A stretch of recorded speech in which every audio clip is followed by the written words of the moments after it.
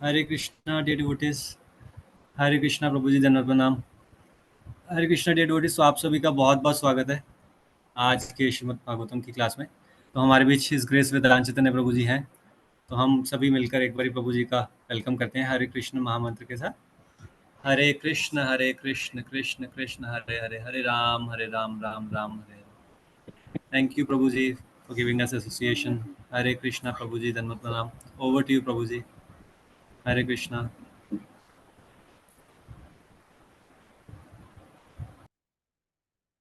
हरे कृष्णा।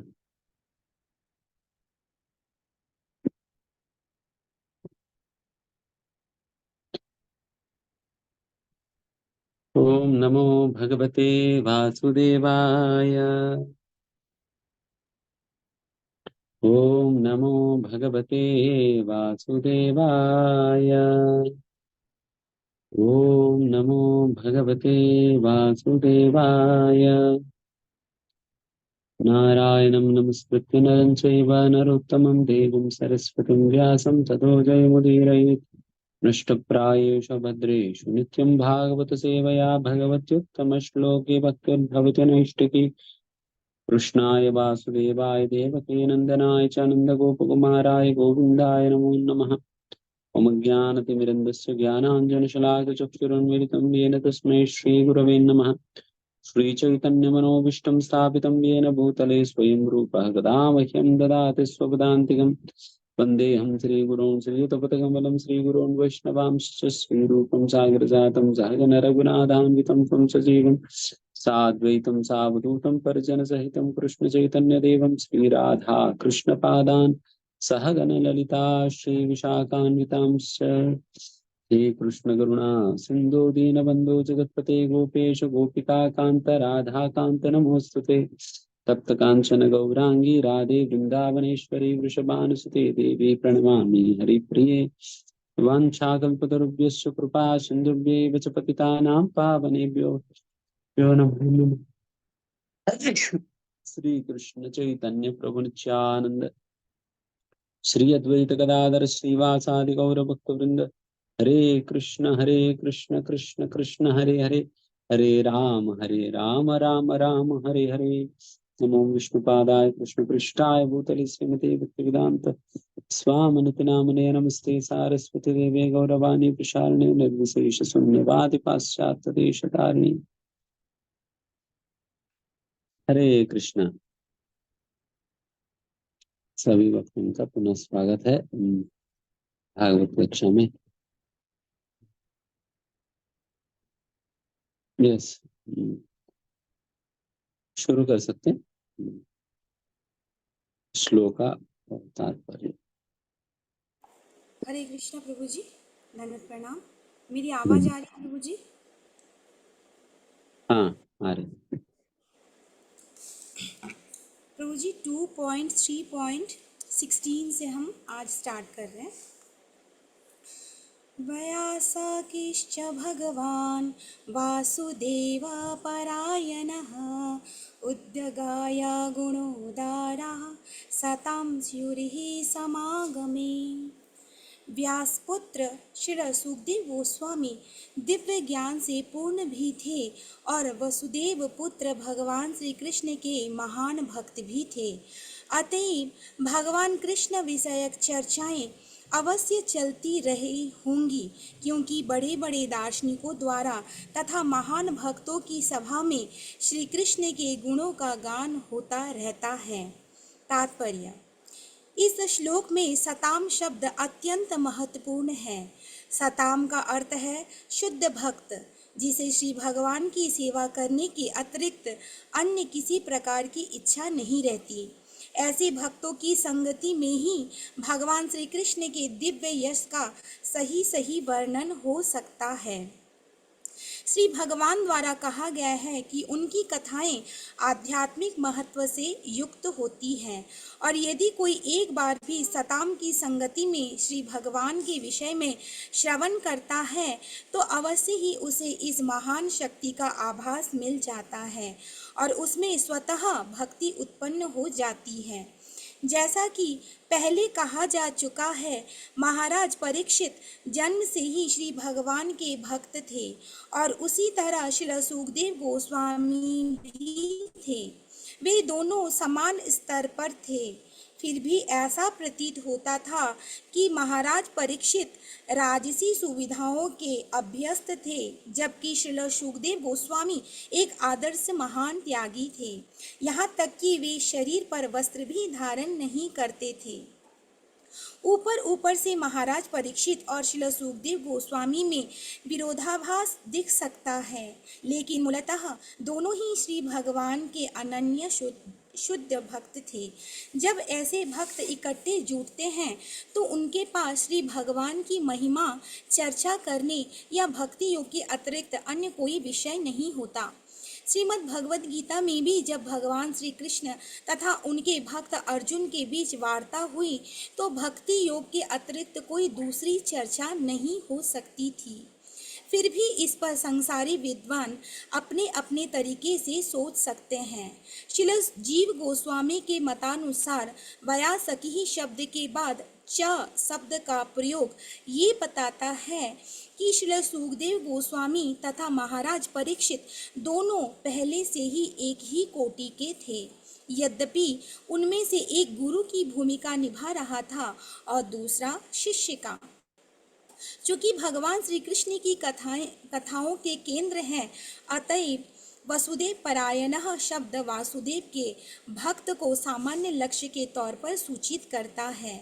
यद्यपि वहां पर और लोग भी एकत्र थे जहां महाराज परीक्षित उपवास कर रहे थे, लेकिन सहज निष्कर्ष ये निकलता है कि वहां पर भगवान श्री कृष्ण के महिमा गायन के अतिरिक्त अन्य कोई चर्चा नहीं हुई, क्योंकि प्रमुख वक्ता श्री सुखदेव गोस्वामी थे और प्रमुख श्रोता महाराज परीक्षित थे।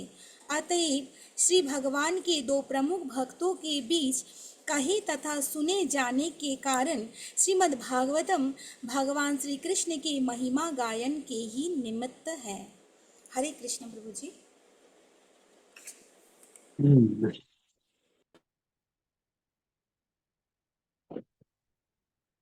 यहाँ पर सुखदेव गोस्वामी जैसा वक्ता है, परीक्षित महाराज जैसा श्रोता है, फिर वहां पर भागवत की चर्चा नहीं तो क्या ही होगा।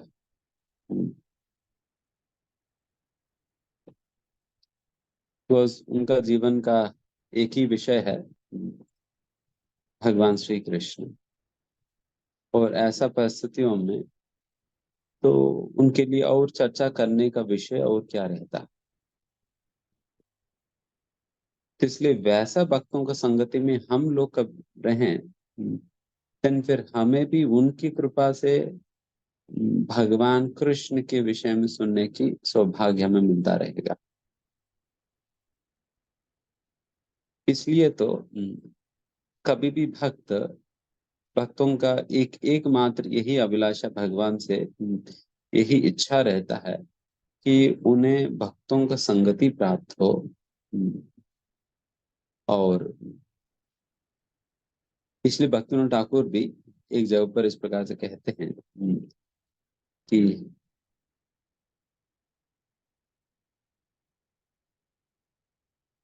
भगवान चतुर्मुख ब्रह्म नहीं मोरा आशा। भगवान मुझे अगर दोबारा जन्म लेना पड़े तो मैं ये नहीं आपसे आग्रह करूंगा कि मुझे चतुर्मुख ब्रह्मा जी बना देना, बिकॉज ब्रह्मा जी में टॉप मोस्ट पोजिशन है पूरा भौतिक सृष्टि के अंतर्गत, ब्रह्मांड के अंतर्गत top most position Brahma ji का। तो उस प्रकार से ब्रह्मा जी बनाने का मैं तो आपसे प्रार्थना नहीं कर रहा हूँ। कीट जन्म हो मोरा, अगर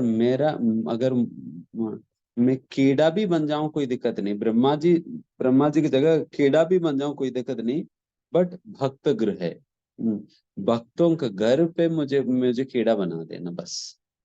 मुझे ब्रह्मा जी का पद नहीं चाहिए, मुझे अगर भक्तों की घर में कीड़ा बना दो वही पर्याप्त। तो इस प्रकार से भक्तों ठाकुर प्रार्थना कर रहे ताकि उनको कहीं ना कहीं किसी न किसी रूप में भक्तों के घर में ही उनका जन्म मिले, भक्तों के घर में ही जन्म मिले। और क्यों इस प्रकार से, तो ये हम देखते हैं कि जब महाराज भरत जो है हिरण का विषय में सोचते सोचते जब उन्होंने शरीर छोड़ा, फिर उनको अगला जीवन क्या बनना पड़ा, हिरण बनना पड़ा। तो हिरण के रूप में जब जन्म लिए थे तब उनको अपनी गलती एहसास हुई। देन फिर उस हिरण का शरीर में रहते हुए ही भरत महाराज ने सोचा मुझे अपना परिवार को त्याग देना चाहिए करके वो अपना मम्मी पापा को छोड़ दिया। और फिर चले गए थे दूर। कहाँ पर पहुंच गए, फिर वहां पर एक ऋषि का आश्रम थी, उस ऋषि मुनि के आश्रम पे पहुंच गए। फिर वही ऋषि मुनि के आश्रम पे रहने लगे। फिर वहां पर रहते हुए उनको ऋषि मुनियों को उच्चिष्ट खाने के लिए मिल जाता था। और जब वहां पर भागवत कथा हुआ करती थी उनको सुनने के मौका मिल जाता था।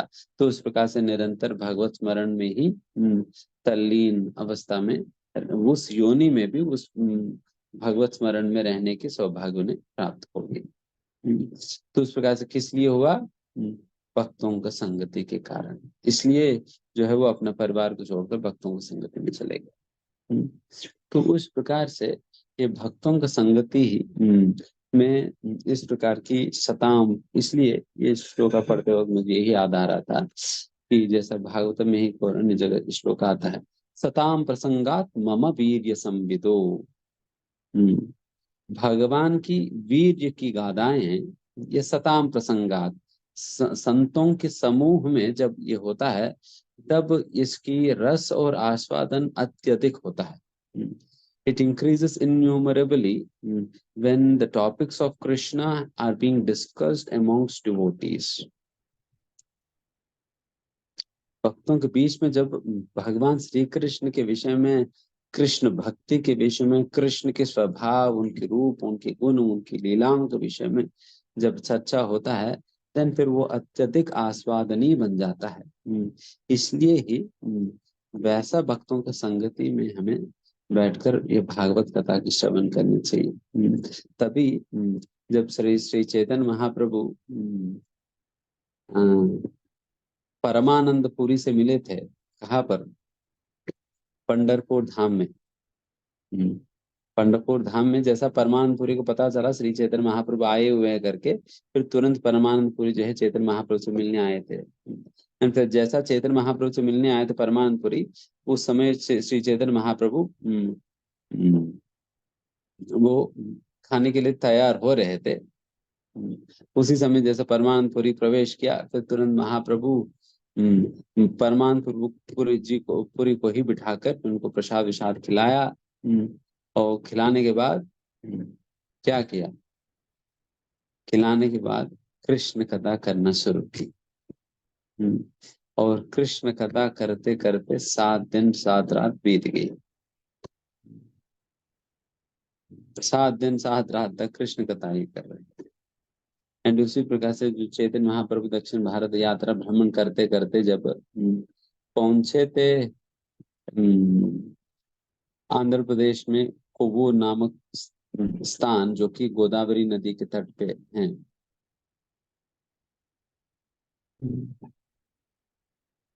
ठीक है, मतलब यहाँ पावर चले गया तो इसलिए मैं दिखूंगा ना, बट मेरी आवाज आता रहेगा।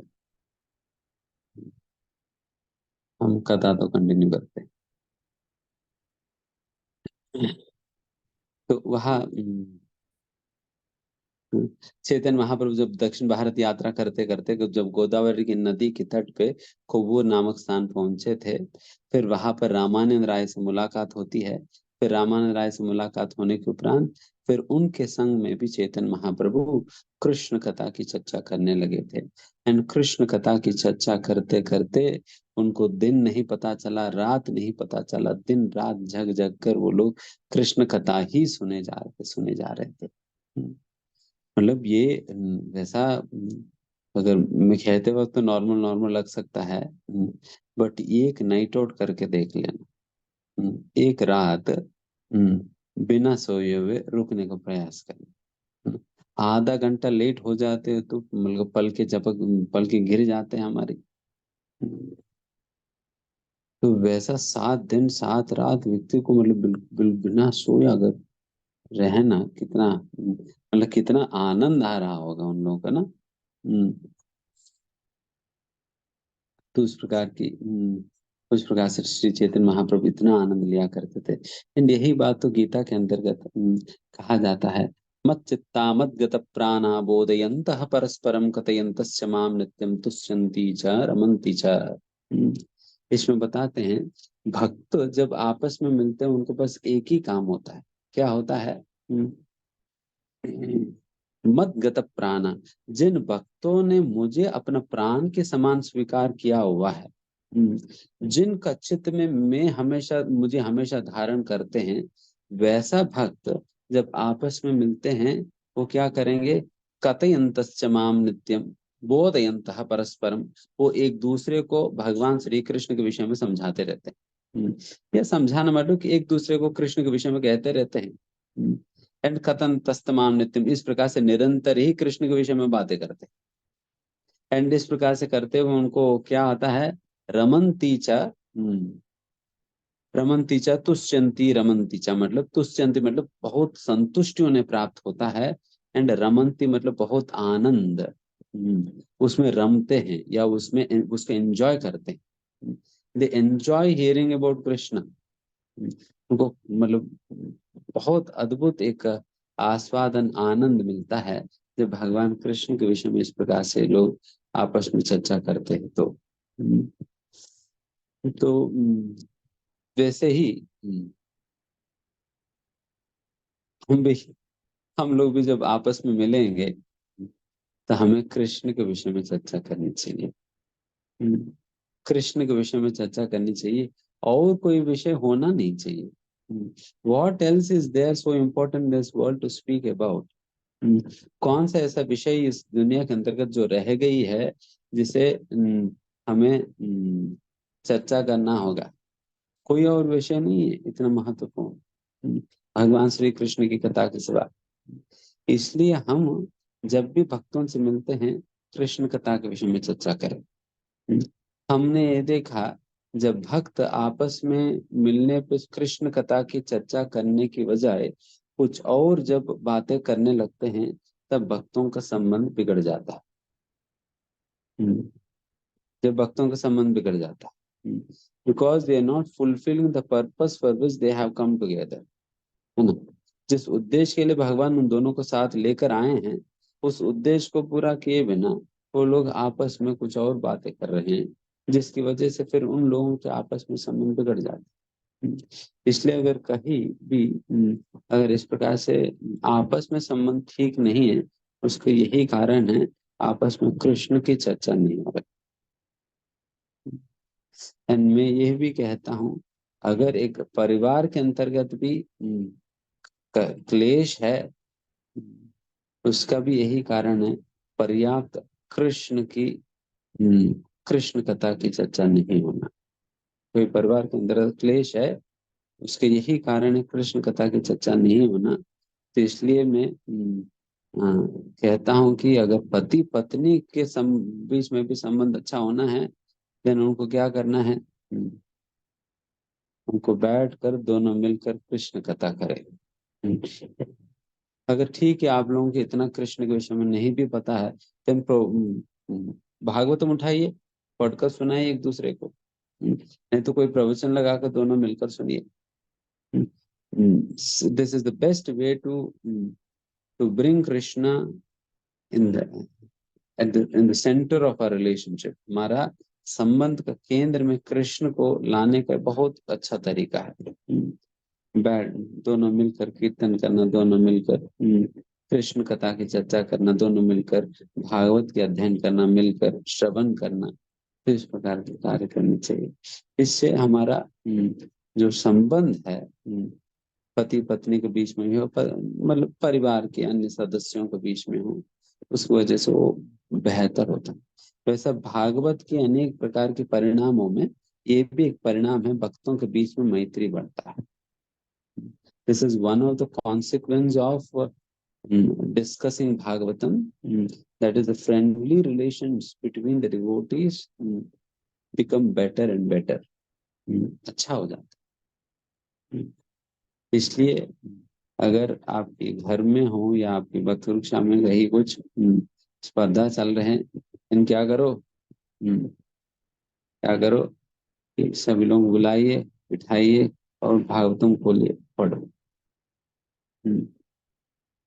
भागवतम खोलिए, पढ़िए।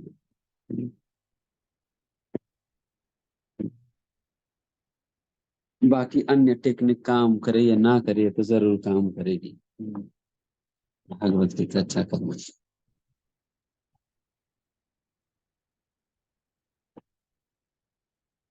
एंड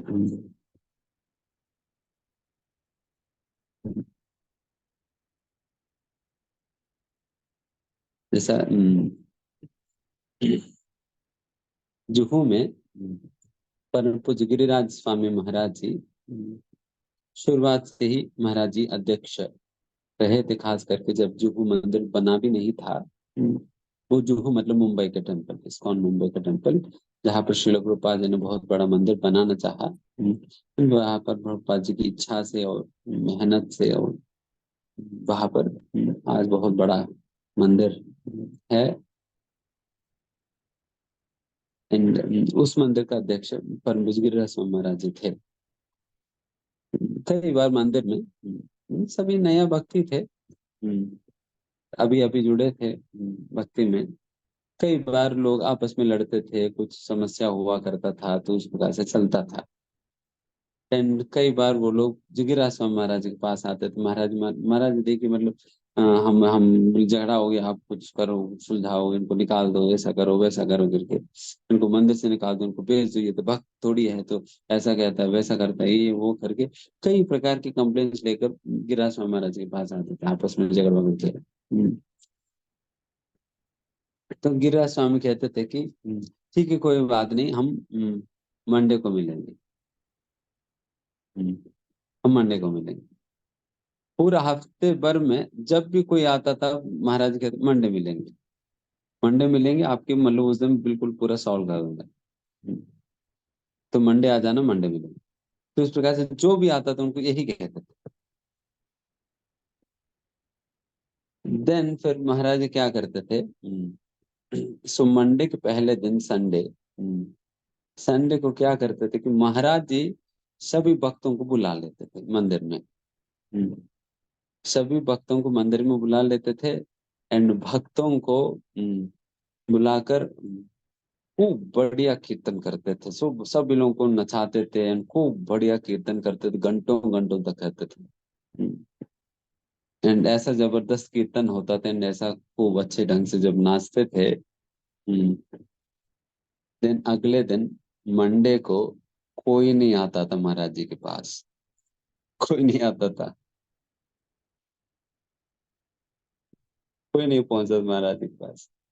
बिकॉज सभी लोगों का आपस में जो भी मन मुटाव था, वो सब कुछ कीर्तन में सुलझ गई, खत्म हो गया, साथ मिलकर नाचने में खत्म हो गया, है ना। So this is the actual remedy.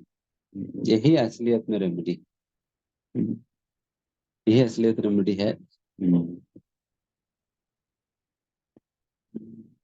कुछ कहीं कुछ झगड़ा हो गया, देन सभी लोग मिलकर आ जाए मंदिर, गौर आरती में खूब नाचे, खूब नाचो, और फिर फ्री में आप अपना झगड़ा सुलझा लेंगे, फ्री में हो जाता है। तो उस दिन रात तक आपकी झगड़ा नहीं रहेगा, बस गौर आरती में आओ, खूब नाचो, भागवत गीता सुनो, फिर उसके बाद चले जाना, आपकी झगड़ा खत्म हो जाएगी।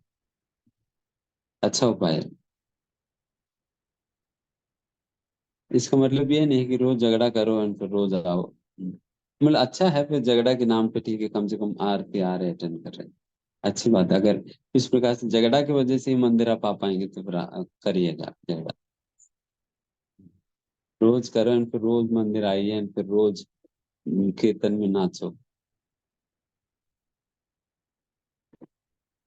तो वैसा दिस इज द सॉल्यूशन। ठीक है, सीक्रेट पता चल गया सभी को। ठीक है, अभी आराम से झगड़ा करो। ठीक है, नेक्स्ट श्लोक। हरे कृष्णा प्रभु जी। आयुर्हरति वै पुंसाम् उदयन्नस्तं च अन्यसो तस्यर्थे तत्क्षणो नीता उत्तम श्लोकवार्तया। उदय तथा अस्त होते हुए सूर्य सबकी आयु को क्षीण करता है, किंतु जो सर्वोत्तम श्री भगवान की कथाओं की चर्चा चलाने में अपने समय का सदुपयोग करता है, उसकी आयु क्षीण नहीं होती। तात्पर्य: यह श्लोक अप्रत्यक्ष रूप से भक्तिमय सेवा को त्वरित करके श्री भगवान से हमारे भूले संबंधों की अनुभूति कराने हेतु मानव जीवन का सदुपयोग करने की महत्ता की पुष्टि करता है।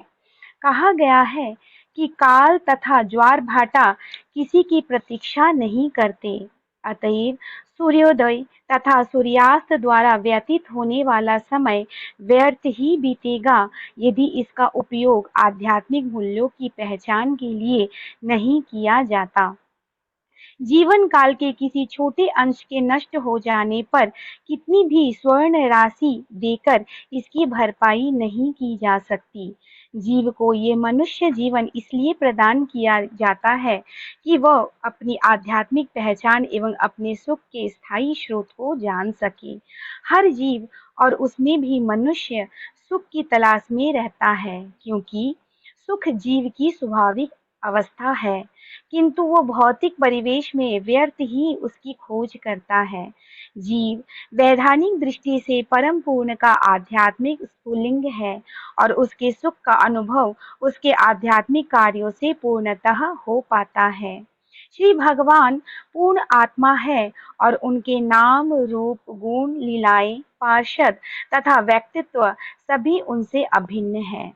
बस एक बार भक्ति के सही माध्यम के द्वारा श्री भगवान की उपर्युक्त शक्तियों में से किसी एक की भी संपर्क में आते ही तुरंत मनुष्य के लिए सिद्धि के द्वार खुल जाते हैं। श्रीमद् भगवद गीता 2.40 में श्री भगवान ने ऐसे संपर्क की व्याख्या इन शब्दों में की है: भक्ति के लिए किए गए प्रयास निष्फल नहीं होते। ऐसे कार्यों का शुभारंभ भी मनुष्य को भौतिक भय से उबारने के लिए पर्याप्त है। जिस प्रकार उच्चतम क्षमता की औषधि नसों के माध्यम से इंजेक्शन लगाते ही सारे शरीर पर अपना प्रभाव दिखा देती है, उसी प्रकार भगवत भक्त के कर्ण रंध्रों में प्रविष्ट होने वाली श्री भगवान की कथाएं बड़ी तेजी से प्रभाव दिखाती है। दिव्य कथाओं का श्रवण का द्वारा पान करने का अर्थ है पूर्ण अनुभूति। जिस प्रकार वृक्ष के किसी अंग में फल लगने का अर्थ है पूरे वृक्ष का फलित होना। श्रील सुखदेव गोस्वामी जैसे शुद्ध भक्त के संग में की गई यह क्षण मात्र की अनुभूति मनुष्य के संपूर्ण जीवन को सदा के लिए तैयार कर देती है। इस प्रकार सूर्य शुद्ध भक्ति की आयु को कम कर नहीं पाता, क्योंकि भक्त श्री भगवान की सेवा में लीन रहकर अपने जीवन को शुद्ध कर लेता है। मृत्यु शाश्वत जीव के भौतिक संदूषण का लक्षण है। इसी भौतिक संदूषण के कारण जीव जन्म मृत्यु जरा तथा व्याधि के नियमों के अधीन हो जाता है। जैसा कि श्री विश्वनाथ चक्रवर्ती ठाकुर ने उद्धरण दिया है, दान जैसे पुण्य कर्म की भौतिक रीति की संस्तुति स्मृति शास्त्रों द्वारा की गई है। सुपात्र को दान देने में दिया गया धन अगले जीवन के लिए सुनिश्चित बैंक बचत जैसा है। ऐसा दान ब्राह्मण को दिए जाने की संस्तुति है। यदि यह धन अब्राह्मण यानी कि ब्राह्मणोचित गुणों से विहीन को दान में दिया जाता है, तो वह उसी अनुपात में अगले जन्म में वापस मिलता है। यदि धन अर्ध शिक्षित ब्राह्मण को दिया जाता है तो भी ये दुगना होकर लौट आता है। यदि यह धन पूर्णतः योग्य ब्राह्मण को दिया जाता है तो वह सैकड़ों हजारों गुना होकर वापस मिलता है। किंतु यदि यही धन वेद पारक यानी कि जिसे वास्तव में वेदों के पथ की अनुभूति हो चुकी है को दिया जाता है, तो वह असंख्य गुना होकर मिलता है। वैदिक ज्ञान का परम लक्ष्य भगवान श्री कृष्ण की अनुभूति है, जैसा कि श्रीमद् भगवत गीता में कहा गया है, वेदेश्च सर्वैर हमेव वेद्यो। दान में जो भी धन दिया जाता है उसे लौटने की सुनिश्चितता है, चाहे उसका अनुपात जो भी हो। इसी प्रकार शुद्ध भक्त की संगति से श्री भगवान की दिव्य कथाओं के श्रवण तथा कीर्तन में बिताया गया एक क्षण भी शाश्वत जीवन या भगवत धाम लौटने की पूरी सुनिश्चितता है। मद्धाम गत्वा पुनर्जन्म न विद्यते। दूसरे शब्दों में भगवत भक्त को शाश्वत जीवन की सुनिश्चितता रहती है। इस जीवन में भक्त का बुढ़ापा या विकार जैसे ऐसे निश्चय युक्त शाश्वत जीवन के लिए प्रोत्साहन मात्र ही है। हरे कृष्ण प्रभु जी, धन्यवाद प्रणाम। हरे कृष्ण। आप सभी लोगों को इंटरेस्ट की कैलकुलेशन तो प्रभुपाद जी ने दे दिया, कहाँ पर देने पे कितना गुना मिलेगा, कौन से बैंक में डालने में आपको सबसे ज्यादा इंटरेस्ट मिलता है, बताइए ये।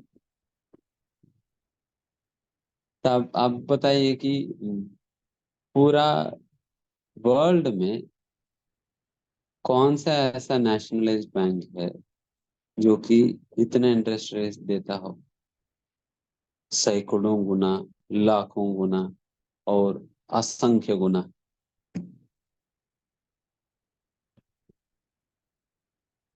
कोई बैंक नहीं होता। तो लोगों को लगता है कि दान देने से उनसे जा रहे हैं, बट यहाँ पर बता रहे हैं कि दान देने एक डिपॉजिट की तरह है जो निश्चित रूप से उनको वापस मिलता है। डिपॉजिट की तरह है जो निश्चित रूप से वापस मिलता है।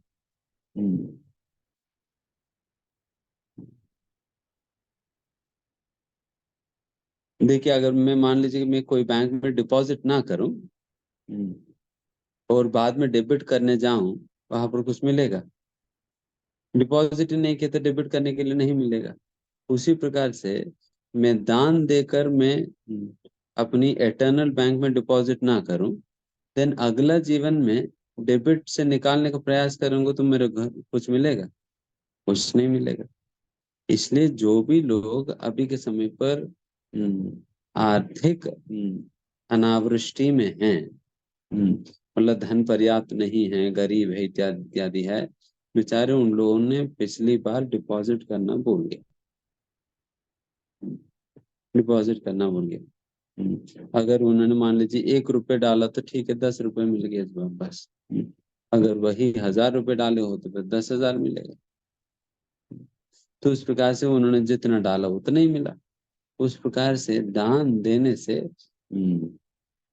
इसलिए बताया जाता है,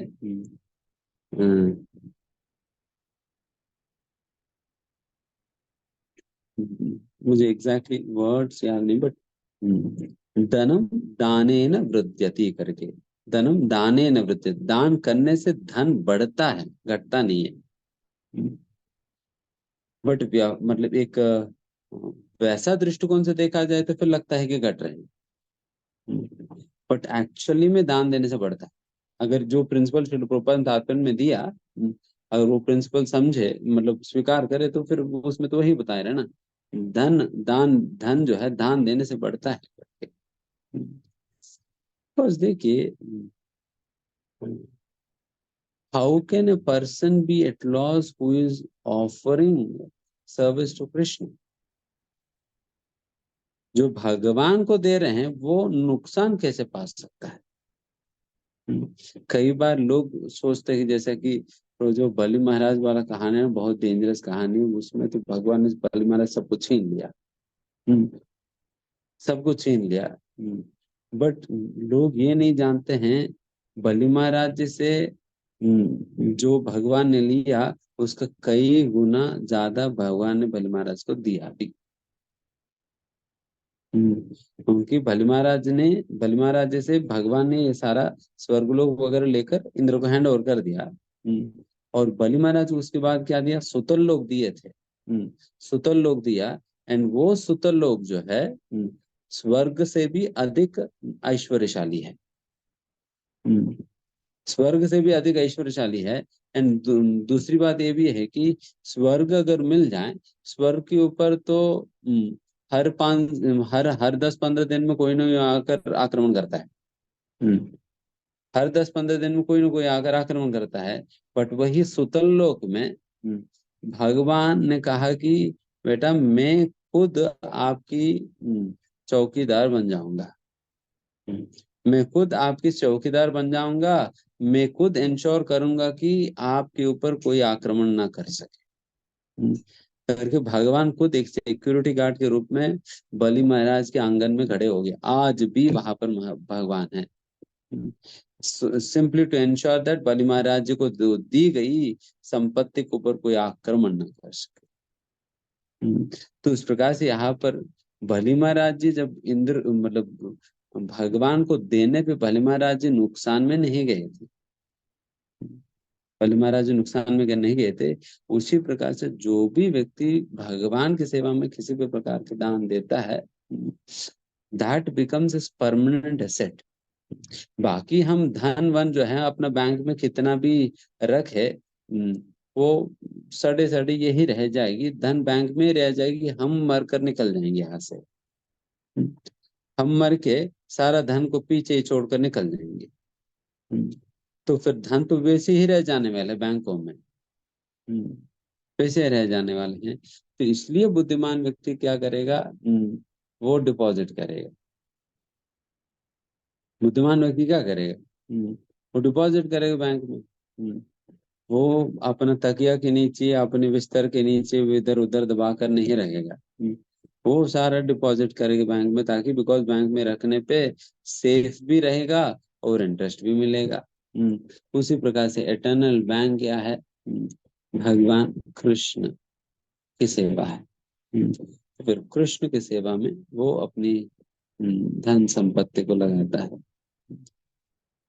तो इस प्रकार से यहाँ पर प्रभुपाद जी कह रहे हैं, मतलब फिर इस प्रकार कितना बाबू उस बैंक में कितना इंटरेस्ट रेट प्रभुपाद जी बता रहे हैं। मतलब आप सोचना कि अगर आपको अगले जीवन में अरबपति बनना है, अगले जीवन में अरबपति बनना है, इस बार कितना आपको दान देना है आप सोच लेना। अगर अगले जन्म करोड़पति बनना है तो आपको इतना दान देना होगा, कैलकुलेशन वैसा। ठीक है, एनीवेज। एंड नेक्स्ट एक महत्वपूर्ण पॉइंट प्रभुपाद जी बोले शुरुआत में ये कह रहे थे, आयु हरति वैपुंसाम उद्यन अस्तन यन अपसो।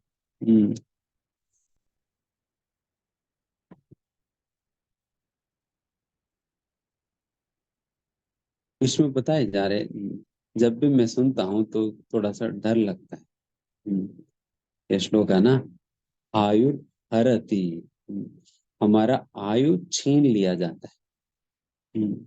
पुंसाम मतलब मनुष्यों की आयु को छीन लिया जाता है।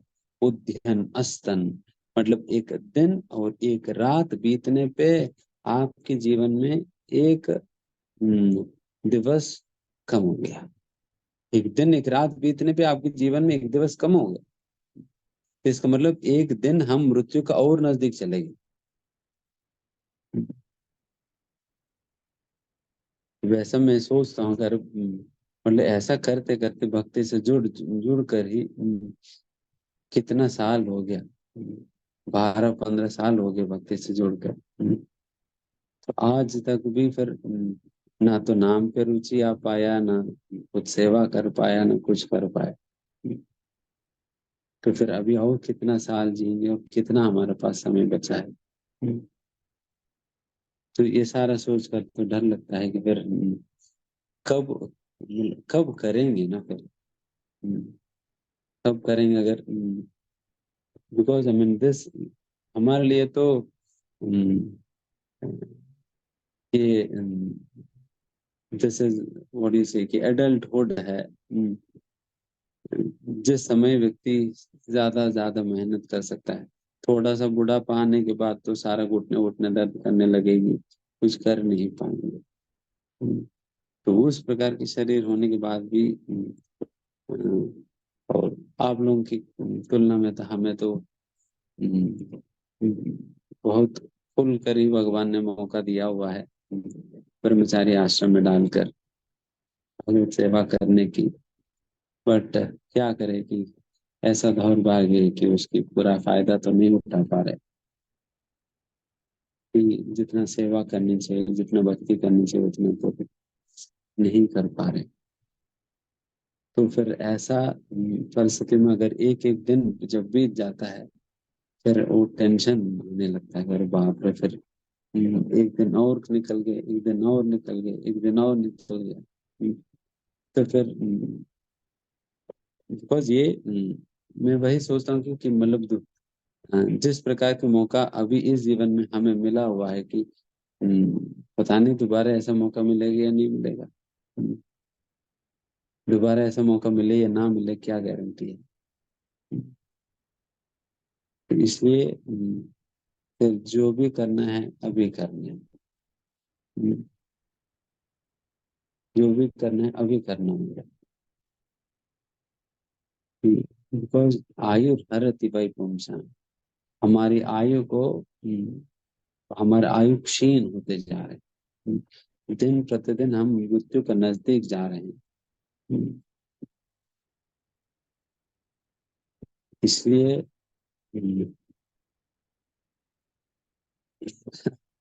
बर्थडे सेलिब्रेट करने की जगह चिंता करना पड़ेगा बर्थडे का दिन।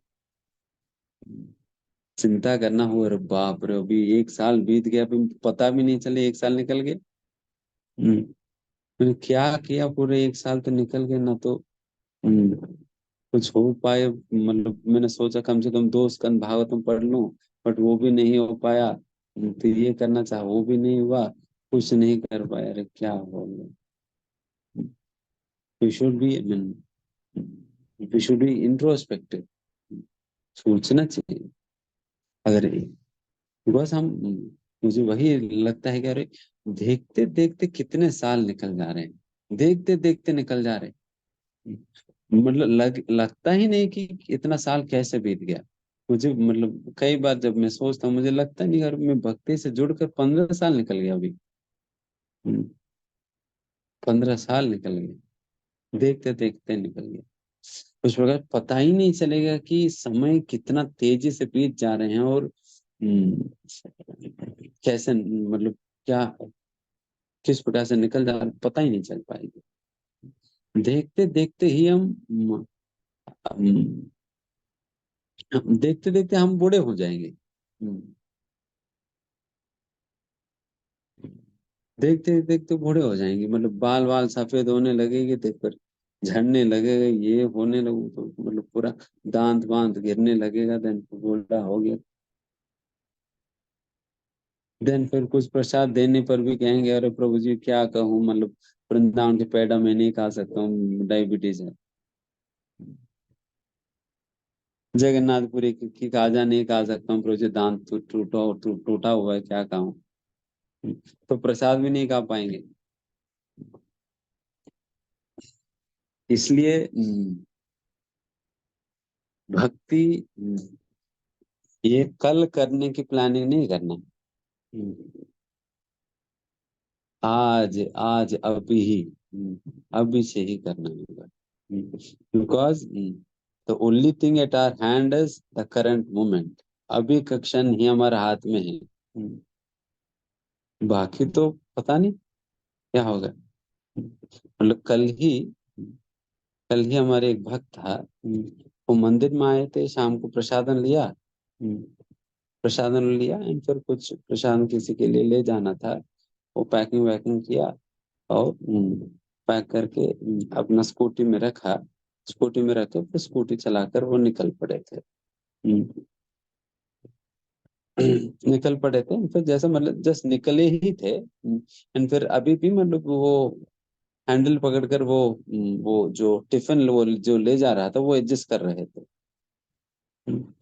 एडजस्ट कर रहे थे, उतने में उनको सामने ध्यान नहीं आया। फिर आगे से गाड़ी आया, टक्कर मारा, गिर गया। टक्कर मारा, गिर गए, सिर, वो बेचारे वो हेलमेट नहीं लगाए थे, फिर सिर फट गया। सिर फट गया। सभी लोग आश्चर्यचकित, अभी मतलब 2 मिनट पहले तो अभी हमारे साथ प्रसाद ले रहे थे, एंड अभी 2 मिनट के बाद एक्सीडेंट हो गया। तो I mean, never know what is going to happen the next moment. अगला क्षण क्या होने वाला किसी को कुछ नहीं पता। इसलिए one cannot sit back and relax. आराम से चेयर में बैठकर रिलैक्स करने की कोई समय नहीं बचा। ठीक है, कोई बात नहीं, कल देख लेते, परसों देख लेंगे, बाद में देख लेंगे, नहीं। Whatever is to be done right now. जो भी करना हो अभी करना पड़ेगा,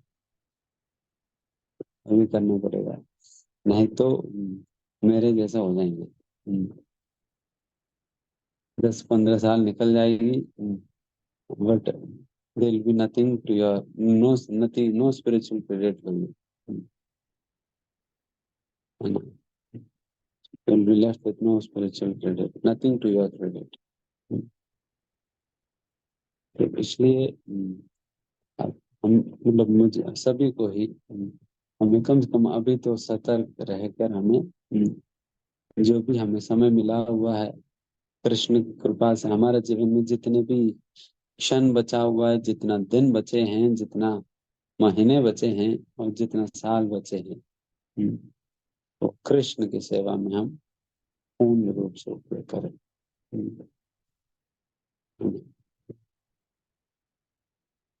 तो इसलिए बीच बीच में ऐसा जगाने वाली श्लोकाएं आती है, नींद से जगाने वाली। आयुर्भरति वै पुंसामुद्यन् अस्तन्यन्यसौ।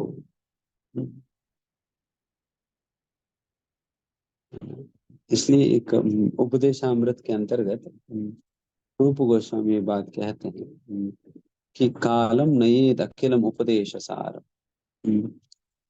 वहां पर कहते हैं वन हैज टू यूटिलाइज अखिलम कालम। एक भक्त को अपने सारा समय उपयोग करनी चाहिए। One should utilise is every moment, सारा समय उनको उपयोग करनी चाहिए। किसके लिए? तन्नाम रूप चरितादि सुकीर्तनानु स्मृत्यो क्रमेण रसना मनसी नियोज्य। अपना सारा समय भगवान के नाम रूप गुण लीलाओं का गान करने के लिए उपयोग करनी चाहिए। उस द्वारा वो अपनी जिह्वा को और अपनी मन को भगवान की सेवा में लगाने का अभ्यास करनी चाहिए।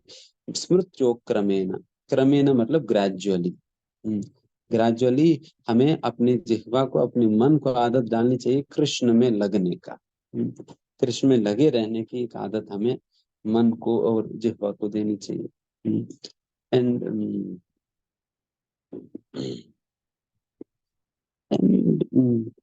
एंड जैसा यहाँ पर इस श्लोक का तात्पर्य प्रभुपाद जी बता ही रहे हैं। क्या क्या उदाहरण प्रभुपाद जी निकालते हैं।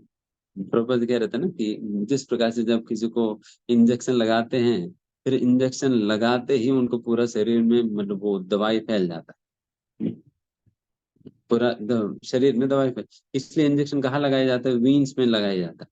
वीन को पकड़ पकड़ कर मतलब वीन में लगाया जाता है, घुस के, एंड फिर उससे फिर पूरा शरीर में फैल जाता है ना। तो वैसे ही प्रभुपाद जी कहते हैं उसी प्रकार से जब भगवान श्री कृष्ण की कथा कानों में पड़ता है, वो जो है जिस प्रकार से इंजेक्शन की दवाई पूरा शरीर में फैल जाती है, उसी प्रकार से कानों में पड़ा हुआ जो कृष्ण कथा जो है वो भी पूरा शरीर में फैल जाती है, पूरा शरीर में फैल जाती है। तो इसलिए वैसा हमें भक्तों का संगति में कृष्ण कथा की श्रवण निरंतर करनी चाहिए, निरंतर करनी चाहिए। जब इस प्रकार की बातें हम बारंबार सुनेंगे, तब जाकर हमारे अंदर वो बॉडी से की कमिटमेंट जो है वो आता है। नहीं, मैं I got to do it right now, मुझे अभी करना करके एक निश्चय शक्ति हमारे अंदर आई। वैसा तो जैसा प्रभुपाद जी ने कहा, it is not the result is abetted, आपको परिणाम काफी समय के बाद मिलेगी, बट तुरंत तुरंत मिलेगा। इस ये बात जो है भागवतम की शुरुआत में कहा जाता है, उसमें कहा जाता है कि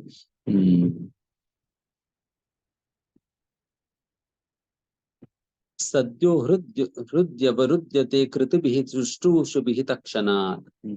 शुश्रूषुभिः, शुश्रूषुभिः मतलब जो भागवतम को सुनता है,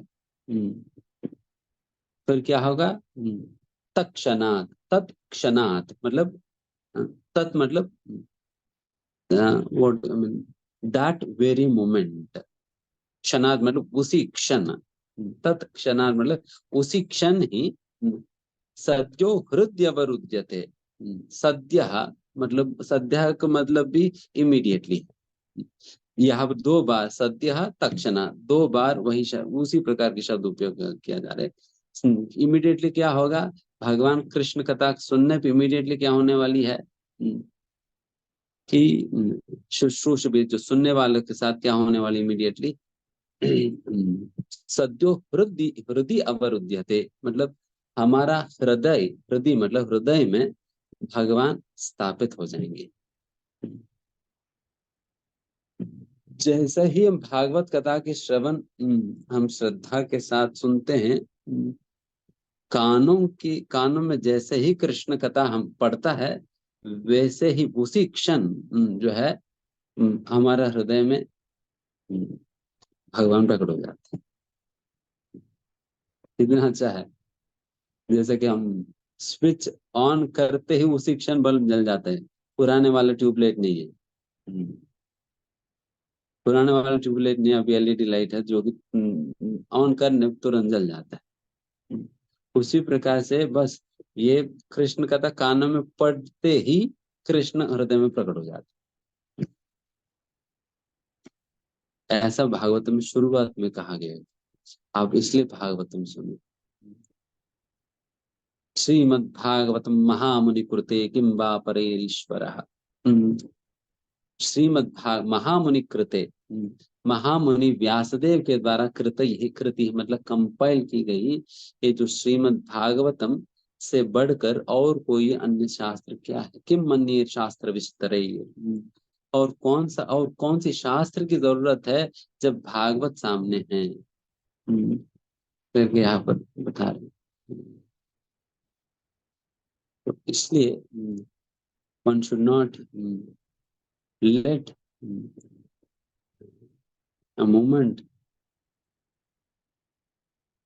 pass away without being engaged in Krishna consciousness. Krishna भावनामृत में लगे बिना कोई भी क्षण व्यर्थ न बीत जाए। So this is what a devotee is supposed to ensure. वैसे तो भाव के स्तर पे पहुंचने पे जो भक्ति के विभिन्न स्तर है ना, 9 स्तर है, उसमें लास्ट बट वन स्टेज जो है भाव, उस स्तर पे व्यक्ति उस स्तर पे पहुंचा हुआ व्यक्ति का लक्षणों के विषय वर्णन करते हुए कहा जाता है कि उस व्यक्ति का लक्षण एक ऐसा होता है कि अव्यक्त कालत्वम, अव्यक्त कालत्वम, he cannot at any cost let any moment go waste. किसी भी हालत में कोई भी समय वो व्यर्थ जाने नहीं देगा, जाने नहीं देगा। ये भाव के स्तर पे पहुंचा हुआ भक्तों के लक्षण है। एंड इस व्हाट यू से दैट इस कॉन्सेप्ट के विषय में ही एक बार समझाते भक्त राम स्वामी महाराज ये बात कह रहे थे कि it means that if at all किसी भी परिस्थिति में भाव के स्तर पे जो व्यक्ति पहुंचा हुआ है, उनसे अगर एक क्षण व्यर्थ चले जाता है, then it becomes very very hard for him to digest. उनके लिए बहुत बहुत मुश्किल हो जाता है उसको झेल पाना, कि उनको बहुत दुख होता है कि अरे मेरे से मतलब समय बर्बाद हो, एक क्षण बेकार चलेगी। He will value time like Krishna. वो समय को कृष्ण के बराबर मानते हैं, क्योंकि वो समय कृष्ण की सेवा में लग सकता था।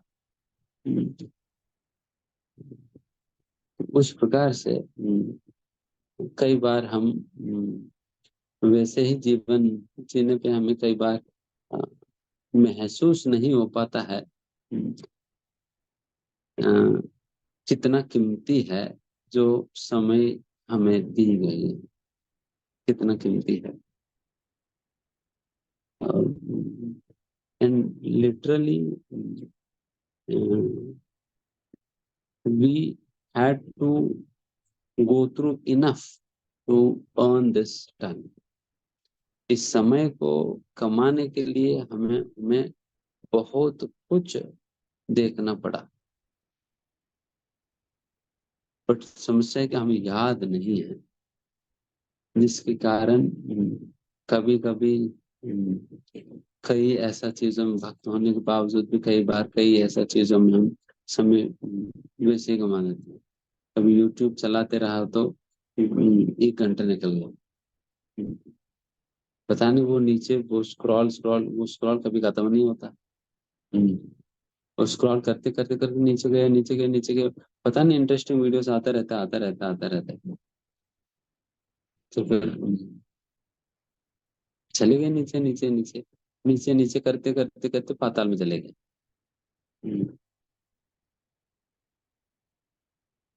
उससे नीचे जाएंगे तो गर्भोदक सागर आएगी। उसके नीचे जाएंगे ना, गर्भोदक सागर आएगी, जहाँ पर हिरण्याक्ष को वराह भगवान ने मारा था, वहां वराह भगवान शेक हैंड देने मिलेंगे। भाई आप ही पहुंच गया हिरण्याक्ष के साथ। ये नीचे आप कहेंगे भगवान में तो स्क्रॉल डाउन ही कर रहा था, स्क्रॉल डाउन करते करते पहुंच गया मैं नीचे। मुझे क्या पता था कि स्क्रॉल करने पे नीचे पाताल में गर्भोदक सागर में पहुंच जाएंगे करके।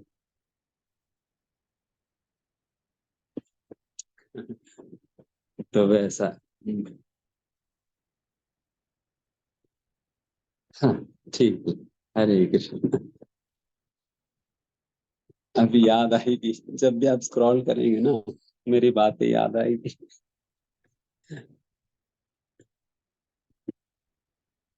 अगली बार यूट्यूब देखेंगे तो प्रभु जी दिखेंगे।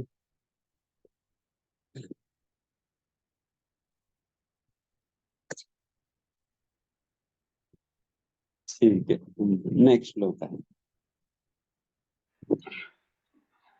तरवः किं न जीवन्ति वस्त्रः किं न स्वसन्त्युत न खादन्ति न मेहन्ति किं ग्रामे पशवो परे।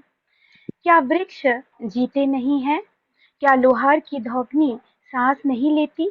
हमारे चारों ओर क्या पशुगण भोजन नहीं करते या वीरपात नहीं करते? तात्पर्य: आधुनिक युग का भौतिकवादी व्यक्ति तर्क करेगा कि जीवन या इसका कोई भी अंश अध्यात्म विद्या या धर्मशास्त्र विषयक जिज्ञासा के लिए नहीं है।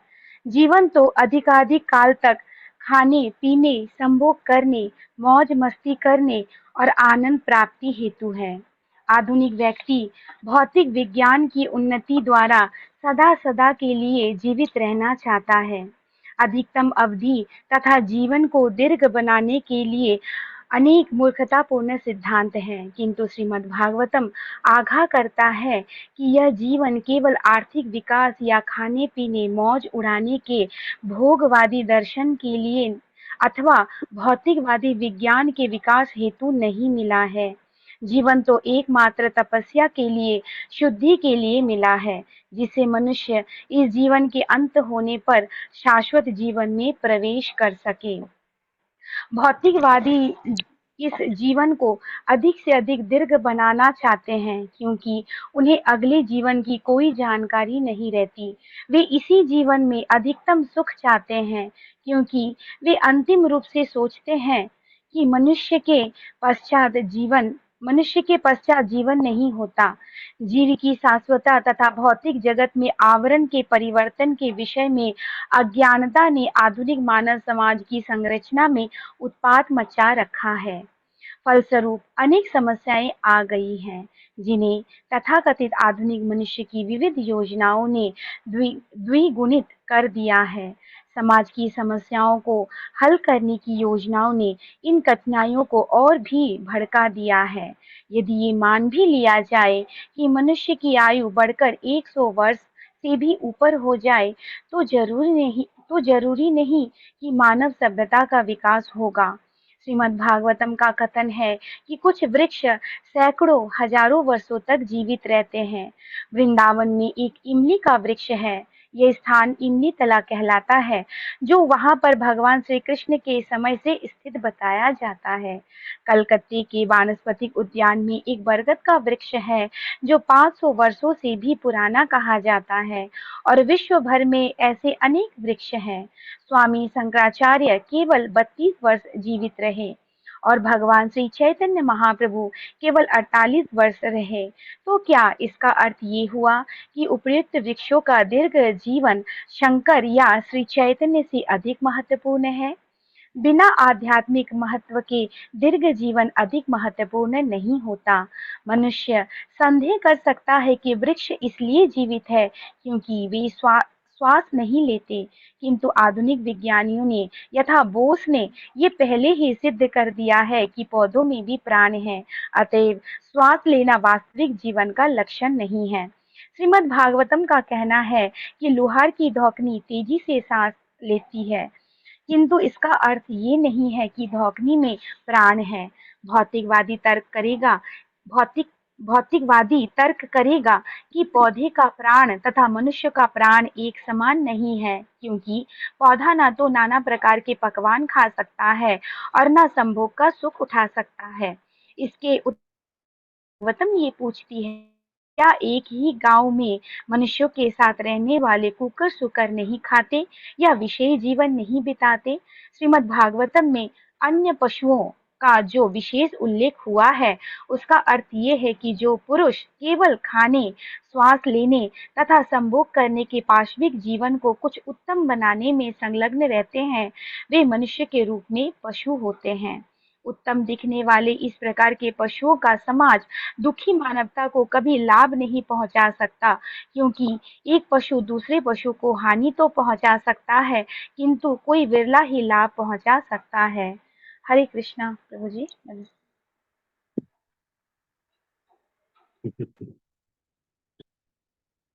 जबरदस्त श्लोका है। उसका बिल्कुल बिफिटिंग परपोर्ट है।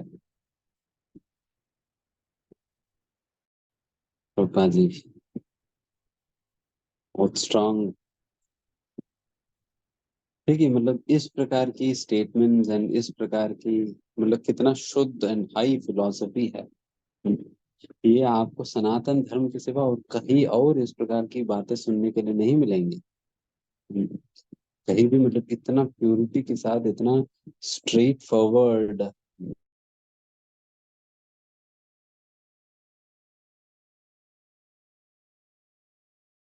करके लिटरली एक प्रकार से गाली देते हुए बोल रहे हैं,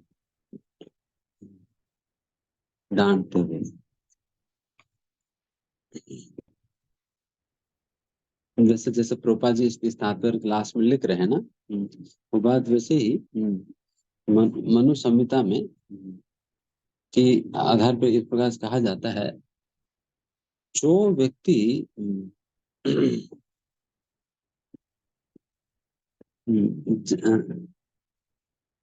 आहार निद्रा भय मैथुन के कार्यों में ही लिप्त रहता है, उनको जंतु कहा जाता है।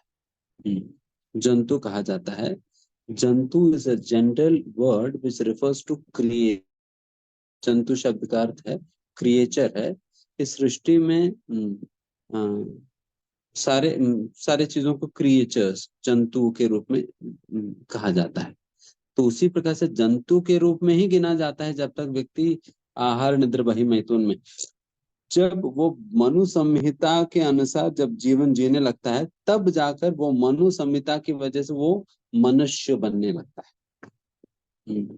तभी उन्हें मनुष्य के अंतर्गत गिना जाता है। जब तक इस प्रकार से मनु संहिता को अपनाए नहीं, तब तक उनको जंतु ही कहा जाता है, जंतु ही कहा जाता है। देन लिटरली मैं तो यही सोचता हूँ कि फिर हम इस्कॉन में आने के बाद ही, इस्कॉन में आने के पहले तक तो मैं तो पशु ही था, जंतु ही थी ना। एंड इस्कॉन के संपर्क में आने के बाद धीमे धीमे मनुष्य बनने का प्रयास कर रहे हैं। नहीं तो पता नहीं क्या कर रहे थे और क्या नहीं।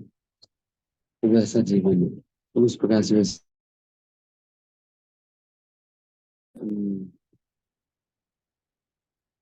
ये जैसा इसमें प्रभुपाद जी चैतन्य महाप्रभु का शंकराचार्य को उदाहरण दे रहे हैं। शंकराचार्य तो 32 साल रहे और चैतन्य महाप्रभु तो 48 साल ही रहे हैं। तो उस प्रकार से उन लोगों ने तो बहुत लंबा लंबा आयु तो नहीं था, बहुत मतलब इतना बहुत शॉर्ट पीरियड के लिए ही वो जिए थे।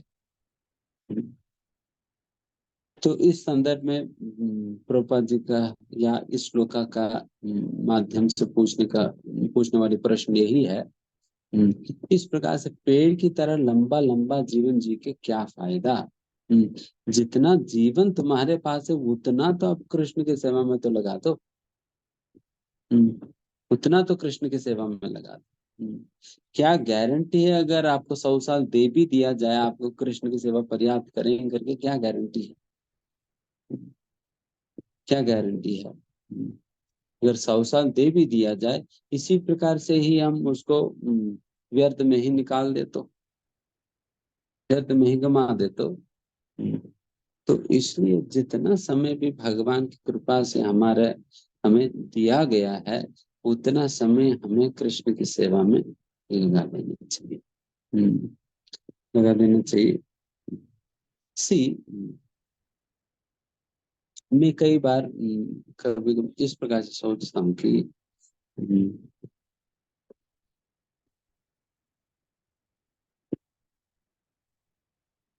वैसे भी तो हमसे मृत्यु के समय पर तो सब कुछ छीना ही जाएगी। मृत्यु के समय पर तो भगवान ही कहते हैं ना, मृत्यु हरति वै पुंसाम, मृत्यु हरति वै पुंसाम। मृत्यु के रूप में भगवान एक मनुष्य से सब कुछ, एक किसी भी व्यक्ति से सब कुछ छीन लेते। तो मृत्यु के समय पर तो सब कुछ छूटना ही है, इस शरीर से लेकर, धन से लेकर, संपत्ति से लेकर, सम्मान सब कुछ छूटना ही है। जब भगवान ये सारा कुछ हमसे जबरदस्ती ले ही लेने वाले हैं, अगर भगवान लेने के पहले अगर भगवान को ही दे दे तो, जब भगवान के पास जाना ही है ये सारी चीजें, भगवान खुद जबरदस्ती हमसे छीनने के पहले हम खुद भगवान को दे दे तो उसी को समर्पण कर दिया जाता है। उसी को समर्पण कर कह दिया जाता है, उनको माला पहना दिया जाता है, हरे कितना बड़ा त्यागी है। वैसा कहा जाए तो सभी लोग त्यागी है, कोई जबरदस्ती त्यागी बन रहे हैं, कोई वॉलंटरली त्यागी बन रहे हैं, सभी तो त्यागी है, बिकॉज सभी से छीना जाएगी, किसी के पास कुछ रहने वाला तो नहीं है, सभी से सब कुछ ही छीना जाएगी। The only I mean it is to our greatest credit if we surrender everything to Krishna before it is snatched away from us। हमसे छीन लेने के पहले भगवान कृष्ण की चरण कमलों पर रख कर भगवान लो करके भगवान को दो। तो इस प्रकार से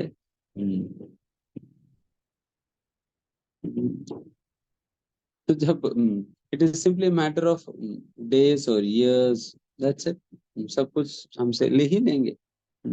कब तक हम पकड़ कर रखेंगे? ले ही लेंगे भगवान। इस शरीर भी लेंगे, आपका नौकरी भी ले लेंगे, संपत्ति भी ले लिया, सारे रिश्तेदार भी ले लिया, और सब कुछ ले लिया, क्या बचा है? कुछ नहीं रहेगा. Everything is going to be taken away by Krishna in the form of death. In the form of death. So there's no point in waiting until the point of death. मृत्यु तक वेट करने की कोई जरूरत नहीं है. But बात यह है कि मृत्यु के एक क्षण पहले तक आपके पास समय है समर्पण करने का. बस मृत्यु के एक क्षण पहले तक ही आपके पास समय है समर्पण करने का. एक बार मृत्यु आ गई है ना, देन आपका समय खत्म हो गया. तो मृत्यु आ गई, मृत्यु ने आपकी जान ले ली, देन फिर उसके बाद कुछ नहीं बचा. Nothing is there in your hands. Now you have to surrender to the will of the nature. जो प्रकृति के नियमों के अनुसार जिस योनि में भी जिस प्रकार से भी जाना हो जाना. बस मृत्यु के एक क्षण पहले तक आपके पास समय बचा हुआ है, और कुछ भी करे तो कर सकते बस. तो अभी हमारे सामने मृत्यु नहीं खड़ा है. इसका मतलब अभी हमारे पास समय है. तो फिर इसलिए जो भी करना अभी करो. जो भी करना अभी करना होगा कि yes, now I'll have to surrender my entire existence to Krishna. मुझे अपने सर्वस्व कृष्ण की सेवा में समर्पित करना है.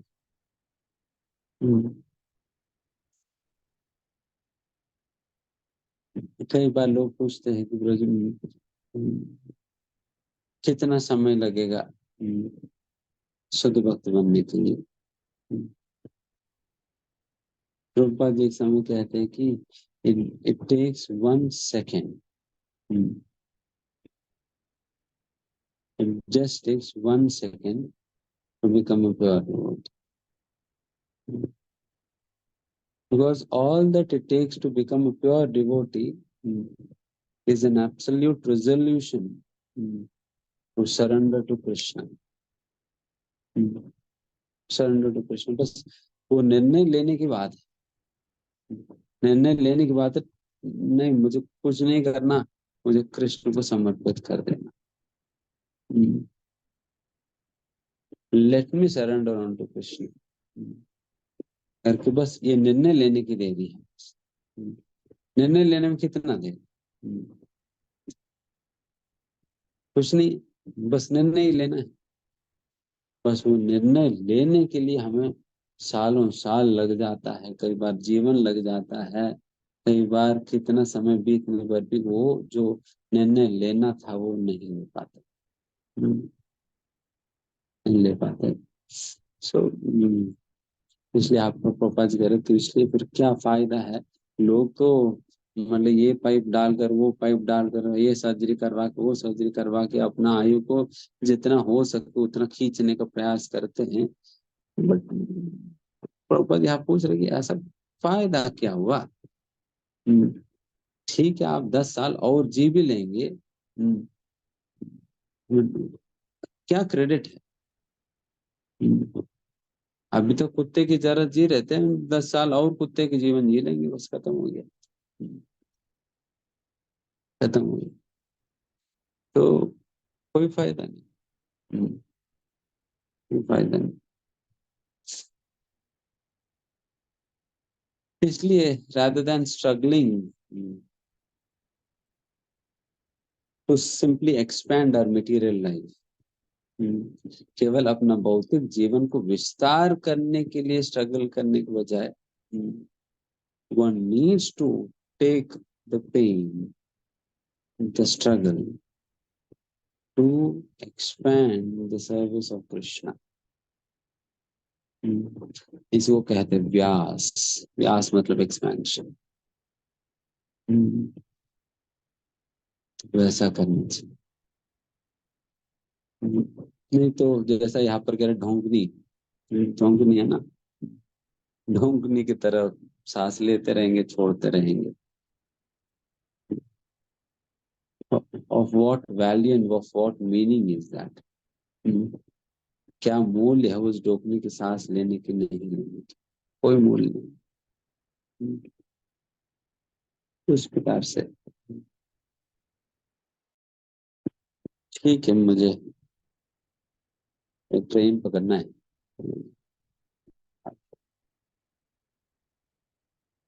इस पे प्रश्न होते, एक दो प्रश्न लेकर। हरे कृष्णा प्रभु जी, धन्यवाद, प्रणाम। थैंक यू प्रभु जी, आपने बहुत सुंदर तरीके से हमें बताया आज श्रीमद् भागवतम की क्लास। तो हरे कृष्णा डिवोटीज, आप अपने हैंड रेज कर सकते हो, एक दो क्वेश्चंस हम टेकअप कर सकते हैं फिर। ठीक है, हरे कृष्णा अपराजिता माता जी।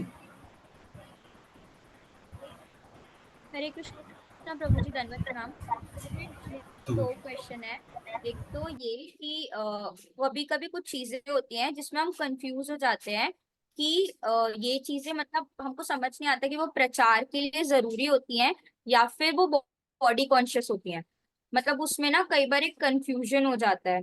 और दूसरी चीज प्रभु जी ये कि मैं एक लेक्चर सुन रही थी, तो उसमें ना प्रभु जी बता रहे थे, मतलब वो शिव तत्व के ऊपर था, तो उसमें प्रभु जी बोल रहे थे कि 14 मनवंतर में से एक मनवंतर होता है जिससे शिव पुराण उठाई है। तो प्रभु जी वो जो मनवंतर होता है वो क्या होता है? ये दो क्वेश्चन है प्रभु जी। पहला क्वेश्चन क्या है? ओ, बॉडी कॉन्शियस क्या है? प्रचार बॉडी प्रभु जी कॉन्शियस क्या है? नहीं नहीं प्रभु जी, मतलब वो ये है कि ना कई बार कंफ्यूजन हो जाती है, चीजें समझ में नहीं आती हैं कि ये जो चीज है ये हमारी नीड है या फिर ये अब कंफर्ट हो चुका है या हैबिट बन चुकी है या फिर ये बॉडी कॉन्शियस है। तो वो प्रभु जी ना डिफरेंशिएट कर पाना कई बार थोड़ा मुश्किल हो जाता है, तो उसको कैसे समझना?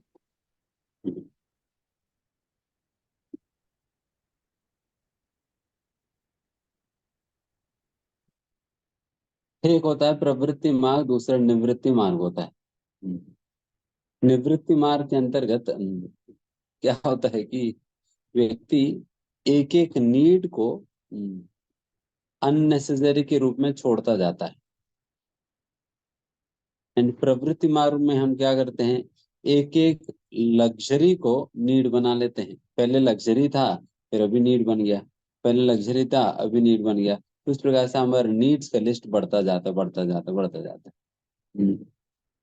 एंड निवृत्ति मार्ग में क्या होगा, एक एक नीड को वो कम करते जाता है ताकि उनकी डिपेंडेंसी कम होते जाए, and his whole soul dependency beyond Krishna. इसलिए so at times we tend to be dishonest with own self. अपने साथ ही हम डिसऑनेस्टी करने लगते हैं, अपने आप को धोखा देते हैं। तो इसमें यही उपाय है कि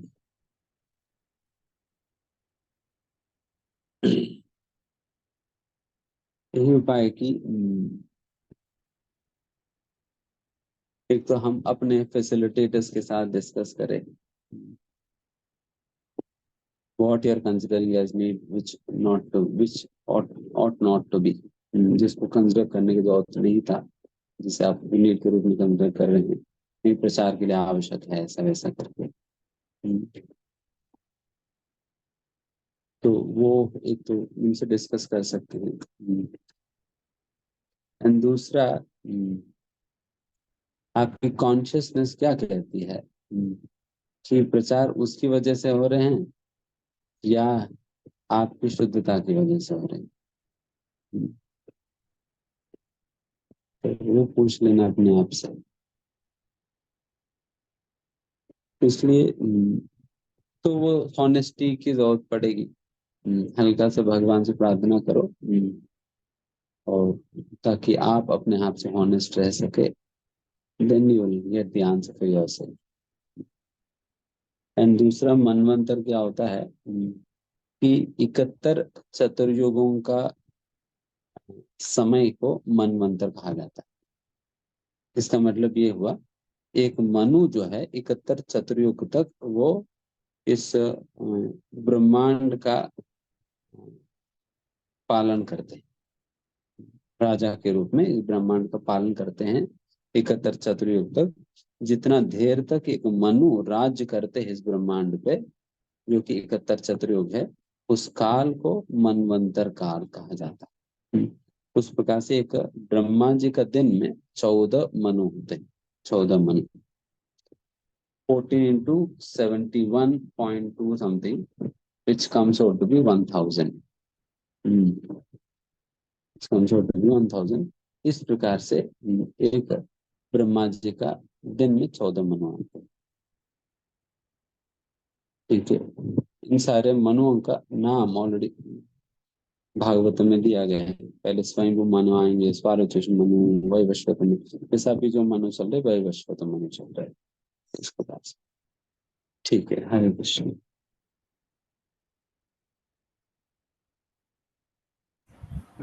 ठीक है, हरे कृष्णा प्रभु जी। प्रभु जी एक क्वेश्चन और लिया प्रभु कैसे? हाँ, वन लास्ट क्वेश्चन। ठीक है, जितेंद्र प्रभु। हरे कृष्णा जितेंद्र प्रभु। प्रभु जी हरे कृष्णा प्रभु जी, दंडवत प्रणाम। धन्यवाद प्रभु जी, आज का आपका ये बहुत ही सुंदर था, पर ये जब आप अपनी स्थिति के बारे में ऐसा कहते हैं तो फिर तो हमें बड़ा डर लग जाता है एकदम से कि हम तो फिर कहीं टिकते ही नहीं है बिल्कुल भी। जब आप अपनी स्थिति के बारे में कहते हैं तो फिर हमारा फिर इस तरह से कैसे होगा? अब हमारा भी इतना सारा समय ऐसे ही गंवा दिया है हमने, तो अब जो बचा हुआ समय है उसको कैसे इंटेंसिफाई किया जाए? जैसे दूरी ज्यादा है तो उसमें कहीं ना कहीं अपनी स्पीड तो बढ़ानी पड़ेगी, तो कैसे मतलब उस तरह से किया जाए कि जब कम समय में ज्यादा वो प्राप्ति हो जाए? क्योंकि डेफिनेटली ये चिंता होनी चाहिए। सभी भक्तों को यही चिंता था शुरुआत से ही। हम लोग क्या, जब एक शास्त्र में एक ऋषि था जिसे लोमत्स्य ऋषि कहा जाता है, जिनकी पूरा शरीर जो है भाल से भरा होता है। इस प्रकार से बालू होता है ना, बालू की शरीर पे जैसे बाल होता है, उस प्रकार से पूरा बाल ही बाल है उनके शरीर। और उनकी एक बाल तब झड़ता है जब एक ब्रह्मा जी का आयु समाप्त होता है। एक ब्रह्मा जी का आयु समाप्त होने पे एक बाल झड़ता है। उस प्रकार से जब तक उनके शरीर पे बाल रहेंगे तब तक वो जीवित रहेंगे। तब तक वो जीवित रहेंगे। मतलब आप कल्पना भी नहीं कर सकते हो वो कितना साल, कितना लंबा आयु है उनकी। वैसा लोमस ऋषि जो है, एक बार धूप में ही वैसे ही बैठकर वो माला कर रहे थे, भजन कर रहे थे। किसी व्यक्ति ने, हम जैसे व्यक्ति ने, किसी ने जाकर पूछ लिया कि अरे मुनिवर, आप इस प्रकार से धूप में क्यों बैठकर माला कर रहे हैं? बेहतर है छोटा सा झोपड़ी बनाकर आप उसके अंदर बैठकर कर लेना। तो फिर लोमस ऋषि ने कहा कि देखो भैया, झोपड़ी बनाने में समय लगता है और मेरे पास समय नहीं। यही सीक्रेट है, झोपड़ी बनाने में समय लगता है और मेरे पास समय नहीं है। अगर लोमस ऋषि अगर इस प्रकार से कहे, हम तो कहाँ कूद कर मर जाए पता नहीं चलेगा।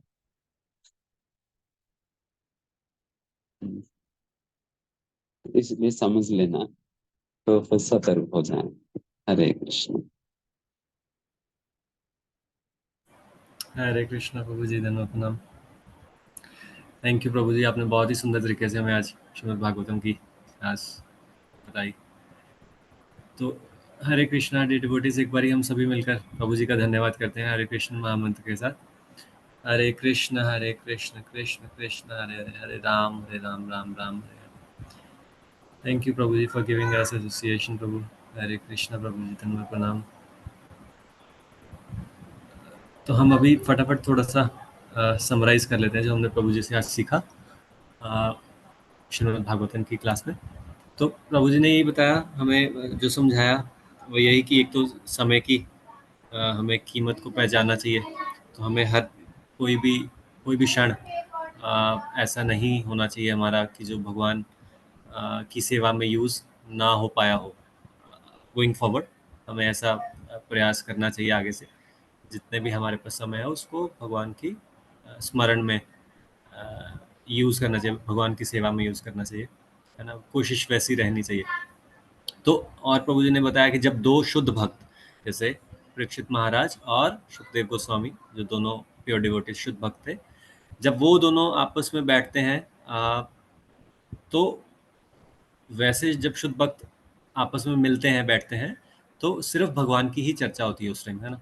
तो हमें भी कोशिश करनी चाहिए जब भी हम डिवोटीज मिलें एक दूसरे से, तो हमें आपस में सिर्फ भगवान के बारे में ही बात करनी चाहिए, कृष्ण कथा ही होनी चाहिए, उन्हीं टॉपिक्स पर बात होनी चाहिए, उसके अलावा बात नहीं होनी चाहिए, है ना। तो क्योंकि जैसे वही वही सिनेरियो जो प्रभु जी ने समझाया कि टाइम की बहुत इंपॉर्टेंस है, तो वो हर समय कृष्ण ही हमारे दिमाग में, हम मन में, स्मरण में रहने चाहिए, उनकी सेवा रहनी चाहिए, है ना।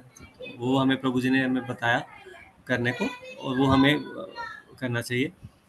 और ऐसा करने से प्रभु जी ने ये बताया हमें कि भक्तों को आनंद मिलता है ना। तो जब कृष्ण की बात करेंगे तो उनको आनंद मिलता है, जब वो दूसरी बातें करेंगे, कृष्ण के अलावा बातें करेंगे, तो उनको आनंद नहीं मिलेगा, उनके रिलेशंस खराब होने के चांस रहते हैं। तो हमें वो बातें नहीं करनी चाहिए, कोशिश करना चाहिए कि वो बातें ना हो, कृष्ण के अलावा कोई बात ना हो। फिर प्रभु जी ने हमें बताया कि दान जो है वो सबसे अच्छी चीज़ है करने के लिए। दान से धन जो व्यक्ति के पास है वो घटता नहीं है। भगवान के लिए किया गया दान, भगवान की सेवा के लिए किया गया दान हमेशा हमें करते रहना चाहिए, है ना। तो वो हमेशा हमारे अंदर रहना चाहिए कि हम भगवान के लिए कुछ कर पाएँ धन से, मन से। तो धन से प्रभु जी ने बताया कि वो घटता नहीं है, तो हमें ऐसा करना चाहिए। फिर हमें प्रभु जी ने बताया कि हर दिन हमारी उम्र का जब बीत रहा है तो हमें गिल्टी फील होनी चाहिए कि हमारे कुछ क्षण वेस्ट हो गए। हमने हम हमें हमें ये एहसास होते रहना चाहिए कि हम दिनों दिन, जैसे जैसे हमारे दिन और रात बीत रहे हैं, उम्र बीत रही है, तो हम कृष्ण के कितने पास पहुंच पा रहे हैं या कृष्ण से कितना दूर होते चले जा रहे हैं, है ना। तो ये चीज़ हमेशा मन में रहनी चाहिए कि हम कृष्ण के, हम ये होप, ये आशा रखनी चाहिए, ये प्रार्थना होनी चाहिए कृष्ण से कि हम उनके करीब हों हर दिन हर रात गुजरने के साथ, है ना, करीब हो पाए उनके पास। हमारा जो हर दिन हर रात अगर बीत रहा है हमारा, तो ये ऐसी फीलिंग होनी चाहिए, ऐसे हमें गिल्टी फील करना चाहिए अगर हम दूर होते हैं उनसे, कृष्ण से अगर हम दूर होते चले जा रहे हैं दिन बीतने पर, रात बीतने पर। फिर हमें प्रभु जी ने ये सिखाया कि हमारी आदत ही बन जानी चाहिए कि हर समय हमें कृष्ण के अलावा कृष्ण ही स्मरण में होने चाहिए, कृष्ण की सेवा ही स्मरण में होनी चाहिए, ऐसी आदत हमारी बन जानी चाहिए। इस चीज़ का हमेशा हमें प्रयास करते रहना चाहिए। वही टाइम की इंपॉर्टेंस, वही सारी चीज़ें उसी चीज़ से जुड़ रही हैं टाइम के साथ। मतलब आज का पूरा सेशन टाइम पर था, टाइम की इम्पोर्टेंस पर था, जो कृष्ण के लिए होनी चाहिए हमारी, कृष्ण के प्रति होनी चाहिए हमारी। फिर हमें प्रभु जी ने एक और टाइम पर चीज़ बताई कि टाइम आने से पहले, डेथ आने से पहले, टाइम आने से पहले, हमारा टाइम ओवर होने से पहले हमें भगवान को अपनी हर चीज़, रिश्ते, भौतिक चीज़ें, सब चीज़ें, मन, इंद्रियां, सब कुछ भगवान को समर्पित हो जानी चाहिए। वही एक लास्ट चांस है। नहीं तो फिर हम प्रकृति के फोर्स में आएंगे। अगर डेथ हो जाती है और हम नहीं करते, तो फिर हम प्रकृति के विल पर डिपेंड करेगा, वो कैसा फोर्स करती है हमें, वैसा हमें करना पड़ेगा। उससे पहले पहले हमें कृष्ण के प्रति समर्पित हो जाना चाहिए, एक क्षण पहले तक। तो वैसा प्रयास हमारा रहना चाहिए। तो वही सारी चीज़ें प्रभु जी ने आज हमें टाइम इम्पोर्टेंस पर बताई, हमारी उम्र पर बताई, उम्र छोटी हो बट हमारा टाइम कृष्ण की सेवा के लिए ज़्यादा से ज़्यादा हो, हमेशा हो, ये हमें प्रयास करते रहना चाहिए। तो ऐसे ही थैंक यू डिवोटीज, आप ऐसे ही हमारे साथ श्रीमद् भागवतम की क्लास में जुड़े। हम सब भी प्रभु जी से हिज ग्रेस वेदांत चैतन्य प्रभु जी से हमेशा ऐसे प्रभु जी से श्रीमद् भागवतम की क्लास सुने, कुछ समझें और उसको अपने जीवन में उतारें, हर चीज़ को फॉलो करें प्रभु जी की। तो ऐसे ही आप जुड़ते रहिए। आपका बहुत बहुत धन्यवाद। तो हम क्लास को यहीं पे विराम देते हैं। वांछा कल्पतरुक्ष कृपा सिंधुभ्यो पतितानां पावनेभ्यो वैष्णवेभ्यो नमो नमः। अनंत कोटि वैष्णव वृंद की जय। श्रील प्रभुपाद की जय। निताय गौर प्रेमानंदे। हरि हरि बोल। Thank you dear devotees. Hare Krishna. Thank you.